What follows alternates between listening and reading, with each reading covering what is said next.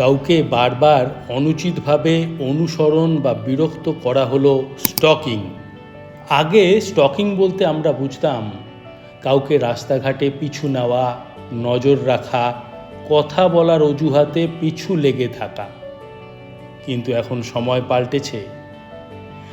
আজকের ডিজিটাল যুগে এই স্টকিংয়ের রূপ হয়েছে আরও বিপজ্জনক। ফেসবুক, হোয়াটসঅ্যাপ, ইনস্টাগ্রাম কিংবা ইমেল এসব জায়গাতেও কেউ যদি আপনাকে বারবার অপ্রাসঙ্গিক মেসেজ পাঠায়, নজরদারি করে বা হুমকি দেয়, তবে সেটাও স্টকিং।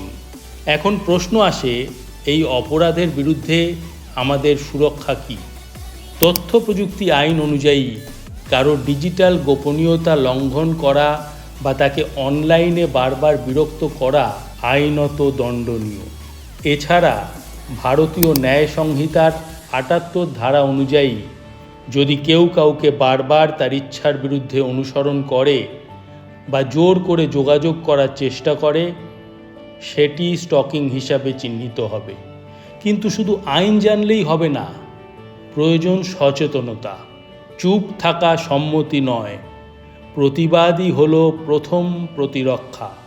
তাই যদি আপনি বা আপনার কোনো পরিচিত এমন অভিজ্ঞতার শিকার হন, তবে নির্ভয়ে থানায় অভিযোগ জানান বা www.cybercrime.gov.in ওয়েবসাইটে রিপোর্ট করুন। প্রয়োজন হলে ১১২ হেল্পলাইন নম্বরেও যোগাযোগ করতে পারেন।